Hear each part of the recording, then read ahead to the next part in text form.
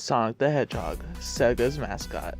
When it comes to Sonic, the character had many great games in the 2D era of gaming. However, Sonic had a difficult time when it came to the 3D era of gaming.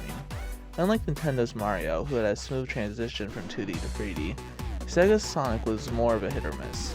You could end up with games that everyone loves, like the adventure games or Colors, or you could get horrendously bad games like Sonic Boom or Sonic 06. So, where does Sonic's latest 3D game, Sonic Forces, fit? Hello and welcome to Game Bytes. I'm your host for today, Pancake Armorman, and today we'll be going over the pros and cons of Sonic Forces. Now, I really like the story of Sonic 06. Now, some people might not like the story, but I like it, but for the wrong reasons. It's because it's so ridiculously funny at trying to be serious. I heard that during the localization of the game, the localizers had to put in more edgy feints to make the game more serious, and it works in the wrong way. It makes it really funny. Now, I don't think Sonic works with serious stories. I think it works more with silly and ridiculous stories. And that's exactly what the story for Sonic Forces is. Silly and ridiculous. What a Sonic game should be. The character customization is really good. I like how they added it in. Basically, you have an avatar character, and what you can do is customize them whenever you want. You can put clothes on them and change their fur color and all that sort of stuff. If you're like me, you'll stick with one outfit throughout the main game, then play around with the options in the after game. It's really fun and I really like it, and the best part is it doesn't actually distract from the story, so you can just do it whenever you want. The avatar stages are some of my favorite stages in the game. While they're short, they are fun, and why do I find them fun? Because of the variety of things you can do. You can either run around like in a normal Sonic game, or you can swing around like Spider-Man, or even burn fiends alive. That's right, we're no longer spin dashing Dr. Eggman, we're burning him alive. That's really dark when you think about it. Overall, it's the variety in the avatar stages that I like. That's why they're some of my favorite stages. The Sonic stages are pretty fun too. While they are short like the avatar stages, they're pretty well designed, and I really like boosting through them, and that's what I really like, just running through them real fast, boosting through them, and it's just really fun. Now, sometimes while you're boosting, you will just fall off the stage, which really sucks. Maybe the boost should have been fixed a little bit, or maybe some of the stages should have had rails, but I like the Sonic stages. They play like a good 3D Sonic game. The music in the Sonic series has always been good, and Sonic Forces is no exception. While you're speeding through the stages, you'll hear some great music, and I just really like the music in this game. It just really gets you pumped up for the game. Now that we've gone over the pros, let's move on to the cons. Classic Sonic stages suck. They are shorter than Avatar and regular Sonic stages, and they are just bland in design, just unoriginal. This classic Sonic, comes from Sonic Mania, a game with really good stage designs for the Sonic series, and Sonic Forces just couldn't complement that. It's just a real shame to see this classic Sonic stages just be bad.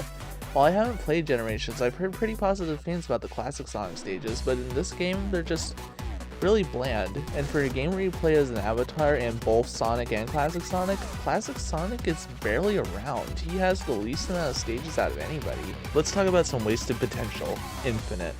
Infinite should have been the main villain of the game instead of Dr. Eggman.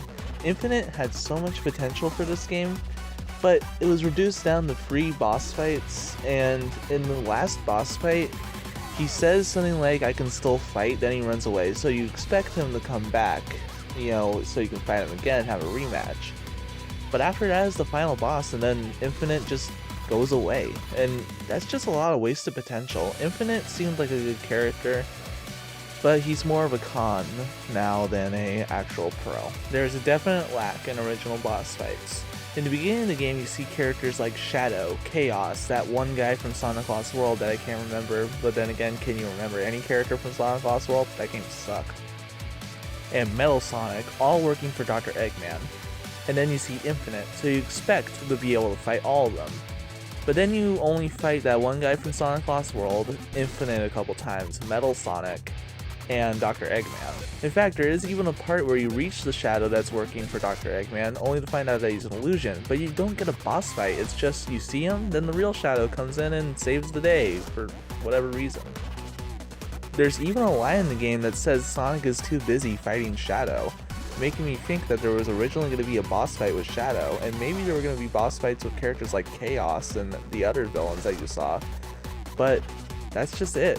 there is no boss fight with Chaos or Shadow. There's just that one guy from Lost Worlds, Metal Sonic, Infinite, and Dr. Eggman, and they're not even that original. The Dr. Eggman fight's fine, but the Infinite fight's just the Metal Sonic fight, and that really, they're not original at all. You know, I wish there were more original boss fights. And the last con is easy boss fights. The boss fights in this game are unoriginal and very easy, unless a glitch happens where the boss just like, I don't know, jumps up in the air or goes away. The boss fights are really easy in this game, and it's just, I know Sonic's not known for its hard and difficult boss fights, but it's the 3D era. We should get some more difficult boss fights in Sonic games. Overall, Sonic Forces is a game with a lot of potential. It has some good points, but it also has some bad points. It's not a great game like Sonic Mania, but it's not a bad game like Sonic 06. That's why we are giving Sonic Forces a score of a 3 out of 5. Thank you for watching Bytes. If you liked this video, make sure to share it with your friends on Facebook and Twitter. If you want to hear more of my voice, there will be a link on screen of whatever versus a co-op I am in currently. I've been Pancake Armor Man. Let's get out of here. And if the movie is still out, go see the Sonic movie. I heard it's really good.